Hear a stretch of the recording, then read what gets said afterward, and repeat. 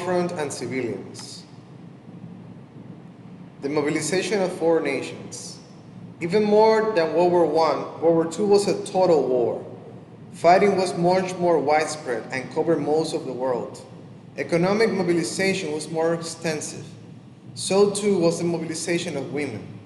The number of civilians killed, almost 20 million, was far higher than those killed in World War I.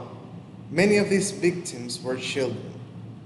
World War II had an enormous impact on civilian life in the Soviet Union, the United States, Germany, and Japan. We consider the home front of those four nations next. The Soviet Union. Known as the Soviets as the Great Patriotic War, the German-Soviet War witnessed the greatest land battles in history, as well as incredible ruthlessness. The initial military defeats suffered by the Soviet Union led to drastic emergency measures that affected the lives of the civilian population.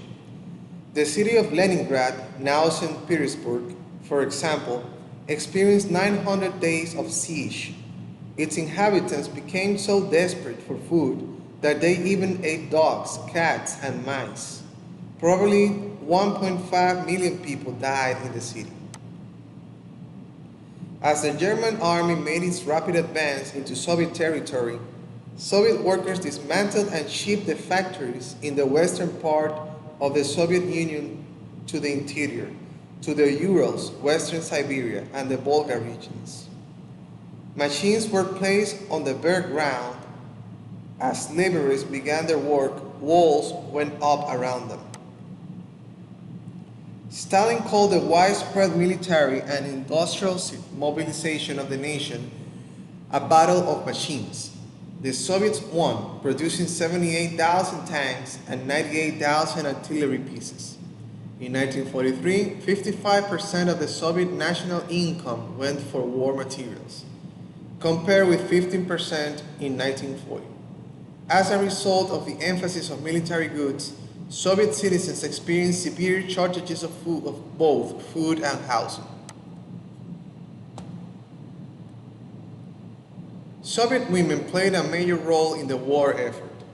Women and girls worked in industries, mines, and railroads. Overall, the number of women working in industry increased almost 60%.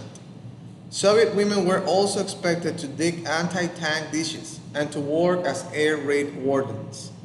Also, the Soviet Union was the only country in World War II to use women in battle. Soviet women served as snipers and in air crews of bomber squadrons. The United States. The home front in the United States was quite different from that of the other major powers. The United States was not fighting on its own territory. Eventually, the United States became the arsenal of the Allied powers. It produced much of the military equipment the Allies needed. The height of war production came in November 1943. At that point, the country was building 6 ships a day and 96,000 planes per year. The mobilization of the American economy and workforce resulted in some social turmoil. However, the construction of new factories created boomtowns. Thousands came there to work, but then faced a shortage of houses and schools. 60 million men and women were enrolled in the military and moved frequently. Another 16 million, mostly wives and girlfriends of servicemen or workers looking for jobs, also moved around the country. More than 1 million African Americans moved from the rural South to the cities of the North and West looking for jobs in industry. The presence of African Americans in areas in which they had not lived before led to racial tensions and sometimes even racial riots. In Detroit in June 1943, for example, white mobs roamed the streets attacking African Americans. 1 million African Americans joined the military, where they served in segregated units.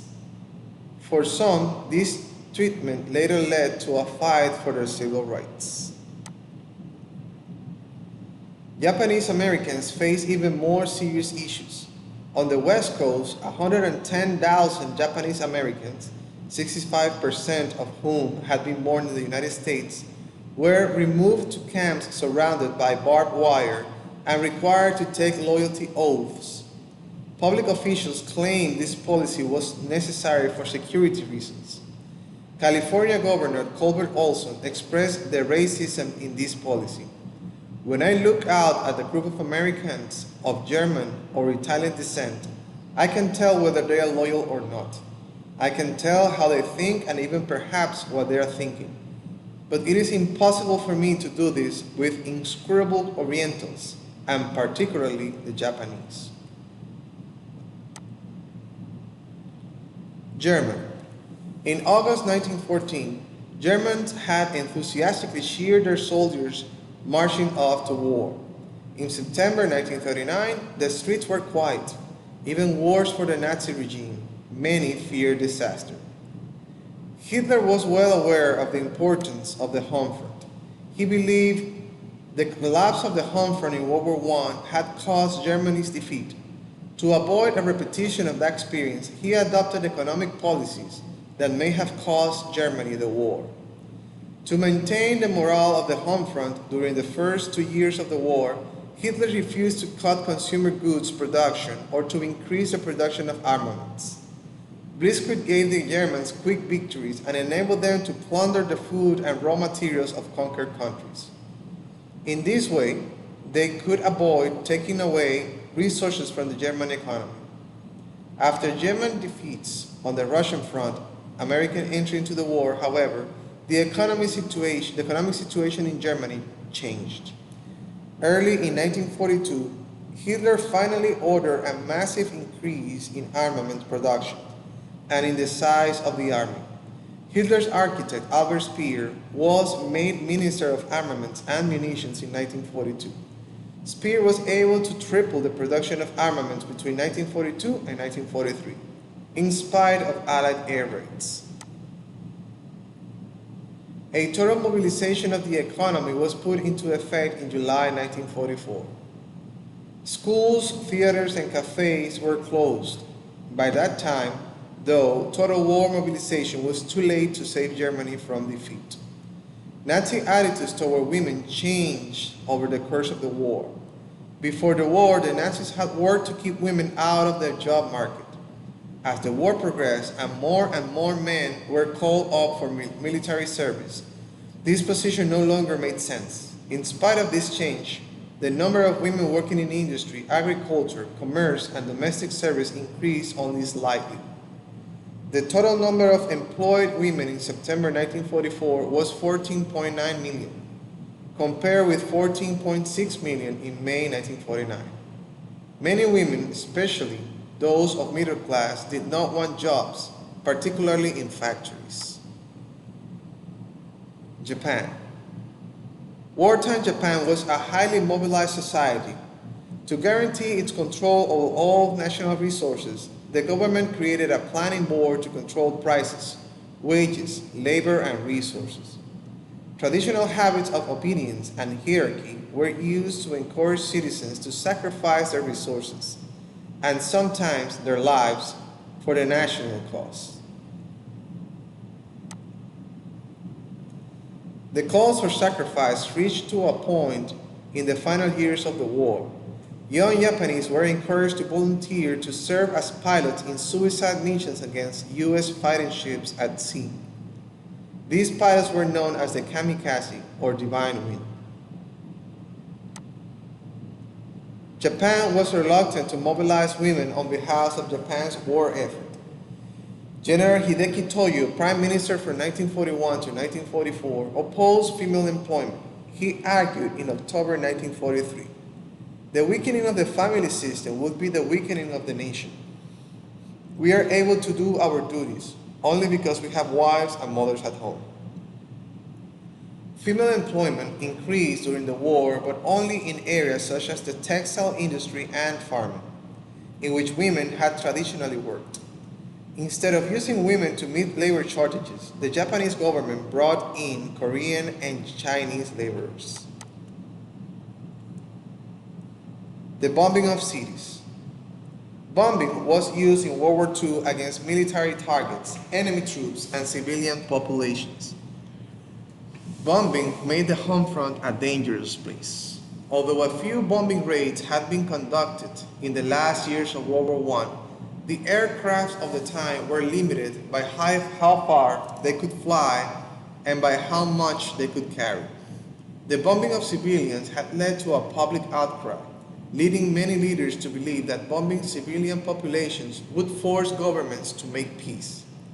As a result, European air forces began to develop long-range bombers that carried enormous payloads in 1930. Britain. The first sustained use of civilian bombing began in early September 1940. Londoners took the first heavy blows. For months, the German Air Force bombed London nightly. Thousands of civilians were killed or injured, and enormous damage was done to the buildings of London. In spite of the extensive damage done to lives and property, Londoners' morale remained high. The Blitz, as the British called the German air raids, soon became a national experience. The Blitz was carried to many other British cities and towns. The ability of Londoners to maintain their morale set the standard for the rest of the British population. The theory that the bombings of civilians would force peace was proved wrong. From cities during the war to avoid the bombing. The British moved about 6 million children and their mothers in 1939. Some British parents even sent their children to Canada and the United States. These too could be dangerous. When the ocean liner Andorra Star was hit by a German torpedo, it had 77 British children on the board. They never made it to Canada. Germany. The British failed to learn from their own experience, however. Churchill and his advisors believed that destroying German communities would break civilian morale and bring victory. Major bombing raids on German cities began in 1942. On May 31, 1942, Cologne became the first German city to be attacked by 1,000 bombers. Bombing raids added an element of terror to the dire circumstances caused by growing shortages of food, clothing, and fuel. The Germans, too, sought to protect their children from the bombings by evacuating them from the cities. They had a program that created about 9,000 camps for children in the countryside. Especially fearful to the Germans were the incendiary bombs, which created firestorms that swept through cities. The ferocious bombing of Dresden from February 13 to 15, 1945, created a firestorm that may have killed as many as 35,000 inhabitants and refugees. Germany suffered enormously from the Allied bombing raids. Millions of buildings were destroyed. 500,000 civilians died. Nevertheless, it is highly unlikely that Allied bombing sapped the German morale. Instead, Germans, whether pro-Nazi or anti-Nazi, fought on stubbornly, often driven simply by a desire to live. At times, even young people were expected to fight in the war. In the last years of the war, Hitler's youth members, often only 14 or 15 years old, served in the front lines. Nor did the bombing destroy Germany's industrial capacity. Production of war materials actually increased between 1942 and 1944, in spite of the bombing. However, the widespread destruction of transportation systems and fuel supplies made it extremely difficult for the new materials to reach the German military. Japan. Japan was open to air raids toward the end of the war because its air force had almost been destroyed. Moreover, its crowded cities were built of flimsy materials that were especially vulnerable to fire. Attacks on Japanese cities by the new US B-29 super fortresses, the biggest bombers of the war, had begun on November 24, 1944. By the summer of 1945, many of Japan's industries had been destroyed, along with 1/4 of its dwellings. To add to the strength of its regular army, the Japanese government decreed the mobilization of all people between the ages of 13 and 16 into a People's Volunteer Corps. In Japan, the bombing of civilians reached a new level with the use of the first atomic bomb. Fearing high US casualties in a land invasion of Japan, President Truman and his advisors decided to drop atomic bombs in August 1945. The result was the death of thousands of Japanese civilians.